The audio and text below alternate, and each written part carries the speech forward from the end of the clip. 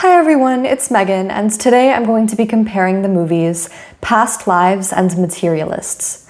Before I get into it, I do want to issue a major spoiler alert for both films. So both of these movies are produced by A24, which is a smaller independent film studio, and both are directed by Celine Song, a Korean-American director. Past Lives came out in 2023, and Materialists just came out now in 2025. I think it just left theaters this week. I'm filming this on Saturday, July 12th, and I'm pretty sure it left theaters this past Tuesday. I was able to get out and see it twice in theaters, which I was really happy about. And in between those viewings, I watched Past Lives on Netflix because I loved Materialists so much that I wanted to get a taste for one of Celine Song's other pretty popular films. Right off the bat, I really loved Materialists. My mom was pretty hesitant about the first 20 to 30 minutes just because it was so dreary, I guess, and kind of dark. But even from that opening, I could tell that it was a movie that I was going to really resonate with and that I was going to find really beautiful and that I would really come to love. And right from that first viewing, I think it earned a spot in my favorite films of all time. I would watch it 100 times in the theater if that were even possible. I'm a really big fan of seeing things in the theater. I think that movies are made for the big screen, and Materialists especially was really powerful seeing it in theaters. I wish I could have had the same experience for Past Lives, because I think one of the problems I had with Past Lives at first is that I was just really distracted. When I'm watching movies at home, I tend to get up a lot, I tend to pause, rewind, and I think I would have had a more immersive experience if I'd been able to see it in theaters and didn't have access to, stopping and getting up all the time. I would like to try watching it again sometime, all the way through without those breaks, when I'm more focused on it and can actually appreciate it. However, I also think there was no way for me to appreciate it as much as I could that first time watching it, because I've come to learn in considering it after watching it now that it's one of those films that I really have to think about, that I have to let sit with me and even analyze it to a degree before I can fully grasp its meaning and fully grasp what it means to me and appreciate its beauty and elegance. With that being said, I do want to say that it bothered me at first how similar Past Lives and Materialists seemed to each other. And that's because there are a lot of comparable points. They are just baseline very similar films, if not in content, that at least in feeling. I will say it stuck out to me a lot while I was watching Past Lives. And at that point, when I was still not really connecting with it and not understanding it fully, it felt like an older, less complete draft of Materialists. Now that I've kind of sat with it for a while though, I would amend that statement and say that I think they are different versions of the same story. And I'm gonna circle back to that. First off, both of them deal with a lot of the same themes. Both of them are set in New York City. Materialists is about a matchmaker named Lucy who is trying to go about navigating her feelings about her job, and she's kind of becoming disillusioned with her role as a matchmaker, while also grappling with this concept of being rich. As the title states, she's really fixed on material things and even having money. Not even necessarily spending it, but just having it is important to her. We learned that she came from a pretty low-income family, and in the past she dated someone named John, played by Chris Evans, who, in her words, she broke up with and who she hated because he was broke. And she didn't like that they were both broke at that time. And after that is when she got her job as a matchmaker and started making so much money. Throughout the movie, she also has a romance with Pedro Pascal's character, Harry, who is, I believe, a billionaire maybe? I'm not sure, but his apartment in New York, his penthouse, costs $12 million. Past Lives, meanwhile, is about two childhood friends. So again, a relationship in the past. Na Young, who changes her name to Nora, and Hae Sung. And the premise is that when she's a little girl, Nora moves to Canada with her family from South Korea, and then later in life moves to New York City, which is where she stays. Meanwhile, Hae-sung is still in South Korea and lives and works there, has what seem to be pretty steady friends there. He dates a few people occasionally, but they end up reconnecting and sort of developing this relationship over video call. But Nora ends up calling that off, and it's another 12 years before Hae-sung can finally visit her in New York, before they finally see each other again, 24 years after she moved out of Korea. And by that time, Nora is married to a man named Arthur. But there's this tension between her and Hae-sung for the entire film because it's evident that they're in love with each other. There's even a moment where Arthur kind of breaks the fourth wall and says, if this were a movie, I would be the evil husband who's keeping you two apart. Both films heavily focus on the concept of love, and they also both deal quite a bit with existentialism, especially in kind of this idea of losing things that are important to you.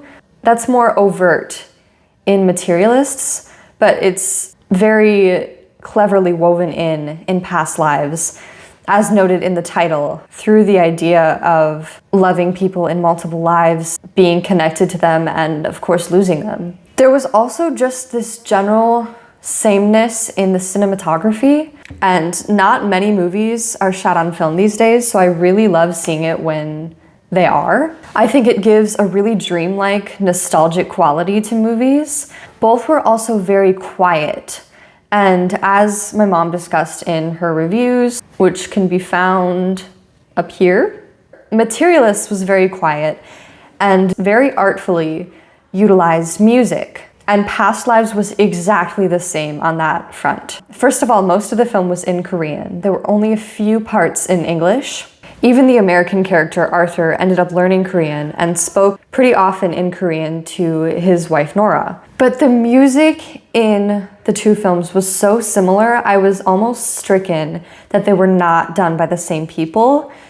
Past Lives was scored by Daniel Rosen and Christopher Bear, and Materialists was scored by Daniel Pemberton. But the sound of the music, the quality, the way it was used and placed throughout the films was so similar that really, really developed this subtle underlying feeling that I was watching the same movie. There were also very specific scenes that I felt connected to each other across the two movies, especially with the music. Watching Materialists, one of my favorite parts was this slow, drawn-out montage of Lucy and Harry going on a lot of dates in these expensive restaurants. And when I watched Past Lives, it startled me how similar that was to the long, drawn-out montage of Nora and Hae-sung engaging in this relationship over video call, as New York scenery was shown kind of stitched together with their conversations. And this same song was playing through the whole thing, just this drawling melody. It was very quiet, very subdued. Those two montages in each of the films felt exactly the same. And I think it's good that they were included in both films because those scenes are absolutely beautiful. They're some of my favorites in both of the films. There was also something I caught. The opening scene of Past Lives is really interesting. This caught my attention right away. It is filmed from the perspective of anonymous characters who we never see, we never meet, we are never introduced to, sitting across the bar from the people who become our main characters. We see Nora talking to Hae-sung, and Arthur is also sitting with them. And we don't know them yet. This is the very first scene. The first thing we see or hear is these strangers off camera looking at these people and talking about who they think the characters are to each other. It's a man and a woman, a couple, presumably, maybe, we don't know. And they're saying like, oh, you know, I think the two Korean people are siblings and the white guy is the woman's husband. Or no, I think it's the Korean people who are the couple and the white guy is some friend of theirs, and stuff like that. It's just this casual conversation, people entertaining themselves in a bar, as the camera very slowly zooms in on our main characters. You don't even see or can't identify who those anonymous characters are way later in the movie when you see the same scene from the other side. There are a few people sitting across the bar that, you know, could be those people who were talking at the beginning, but you really don't know. And I think that there's really something to that, especially when you compare that scene with the part of Materialists where John and Lucy are driving upstate just to get away, and they notice John's catering company going to a wedding, and John gets them kind of guest invitations to this wedding, and they sit quite a ways off from the ceremony, which is outside, and just watch and talk about the people getting married. Lining those two scenes up with each other is so special to me. And that brings us to the idea, like a pretty clear idea. Like it's not like this is far-fetched. They're both in New York, they're in the 2020s. This concept that Lucy, John, and Harry share a world with Nora, Hae-sung, and Arthur. But I don't just mean that in that they're both groups living in New York City at the same time. I mean the way the cinematography is used in these movies makes it feel like they're wrapped in this bubble, their own little world, where magic happens. The fact that they're both shot on the same film, the fact that the music sounds the same. It's like I said at the beginning, it's like watching different versions of the same story. But here's where I think things get really interesting. I don't know if this was Celine Song's intention or if these two films were completely different ideas in her mind. But I really feel, my wild theory is that the characters in each of the movies, Lucy, Harry, and John, and Nora, Arthur, and Hae-sung, are the same people. We can take a look from a broad perspective about how the characters behave, just their general personalities. One thing I don't like about either of the films is that all of the characters are pretty one-dimensional. I think that they could be explored more as people just in general. But if we're looking at their base personalities, they're pretty similar in comparison to each other. Lucy and Nora are both more or less workaholics. Nora is a writer, if I didn't mention that. She met Arthur at a writing retreat. They both are kind of in love with New York City, I think. They're both pretty focused on their careers. And they're both focused on like certain aspects of the people they date. Lucy, of course, is focused on dating someone who is rich. There's a flashback scene where she's breaking up with John, where she's arguing with him, and she says, "It's because you're broke. I hate you because you're broke, and you hate me because I'm broke, and we're just broke, and blah, blah, blah, blah, blah." And then there's a scene in Past Lives where Nora is talking to Arthur about Hae-sung, and she's just going on and on about how he's so Korean, and everything he does is Korean, and the way he talks is Korean, the way he talks about work is Korean, and he makes me feel so Korean and so not Korean at the same time. And it's like they both focus on these kind of one-dimensional aspects of the people they care about and like get really wrapped up in them. Harry and Arthur are both very respectable gentlemen. They're both pretty quiet, very kind and polite, but also very serious characters. I think that Hae-sung and John are probably the most different out of the three, but again, you can kind of see that dedication and even a little bit of playfulness in their characters as they try to reconnect with the female protagonist. I would say Nora and Lucy are also both, in a way, maybe less carefree, but more careless in their actions. They're both a little flippant, not necessarily in a bad way. An interview with Celine Song that I watched even noted that the idea behind Nora's character was to make her, even as an adult, seem like she was still a 12-year-old girl, just like when she left Haesung behind. And you can really see that in her actions when she's interacting with Haesung. But here's where I really think the connection comes together. It's not necessarily in the characters themselves, but in the themes of the movies, specifically of past lives. So, as you can guess by the title, they talk a lot about past and future lives. There's a scene, one of the only scenes in English, is where Nora is explaining this concept to Arthur.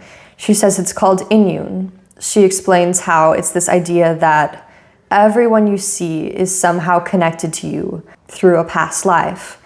Even strangers who you might walk by on the street, someone whose shoulder you brush, and of course someone who you fall in love with, is someone you knew or were connected to in a past life.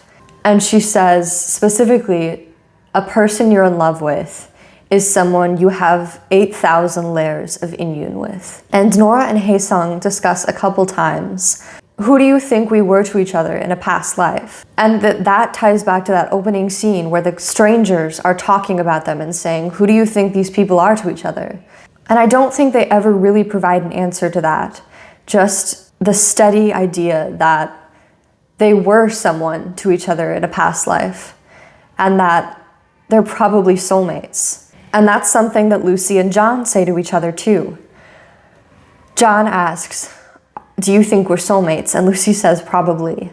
But it's at the end of the movie that Haesung is about to go back to Korea after his visit to New York. You already know Nora is staying with Arthur. Nora and Haesung are never going to be together. You can tell that early on in the film, that even though you can see they're in love, their lives are set. They're not going to be together, not in this life. And they're standing outside Nora's apartment, and Haesung is waiting for the cab to take him back to the airport. And I don't remember who says it, but as they're standing there waiting for the cab, one of them asks the other, who do you think we are to each other in our next life? And the response is, I think our next life is already happening. And then Haesung leaves. And we don't know if they ever see each other again. Pretty sure it says in the movie that they don't. But in Materialists, we get what is categorized as a pretty standard happy ending. After Harry and Lucy break up, we hear that Harry has started dating someone else who seems like a pretty good match for him, as per the matchmaking service. And John and Lucy get together, and John and Lucy get married.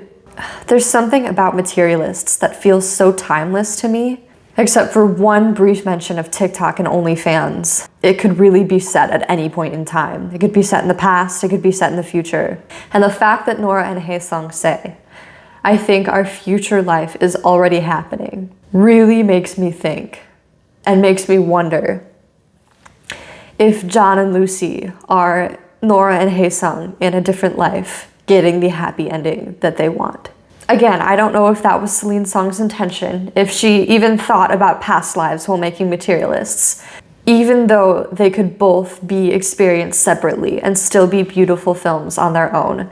I think there's something really magical about watching them with the other in mind. And I really wouldn't be surprised if John and Lucy were Nora and Haesung's happy ending. The last thing I want to mention, again with the concept of past lives, is Materialists starts, and it comes back later, with Lucy imagining the first people to get married. Two cave people, a man and a woman, and the man proposes or gives the woman a ring made out of a little tiny white flower. And later in the movie, at the end, John does the same thing for Lucy. He buys her a bouquet of flowers and ties one into a little ring and puts it on her finger. And I think even that is, in a way, demonstrating Inyun, this idea of 8,000 layers of connection. I think there's Inyun between Haesung and Arthur. I think it's there between all three of those characters, and also, even though it's not discussed, even though they're American and know nothing of the concept, I think it's very starkly present in the characters in Materialists. And I would not be surprised if Celine Song chose to rewrite past lives in the form of this new movie. If you can get out to see it, I would really recommend catching Materialists in theaters if it's still in theaters around you. That one again gets a 5 out of 5 stars from me. Past Lives, I think it's probably like a 4.5 out of 5, but again, like I said, it's something I really have to sit with, and I think comparing it to Materialists has helped me appreciate it a lot more. Thank you so much for watching. I hope this video was entertaining or helpful to you in some way. Please comment below if you have any similar thoughts on the films, or just thoughts on either one independently in general. Thank you so much for watching, and we'll see you in the future.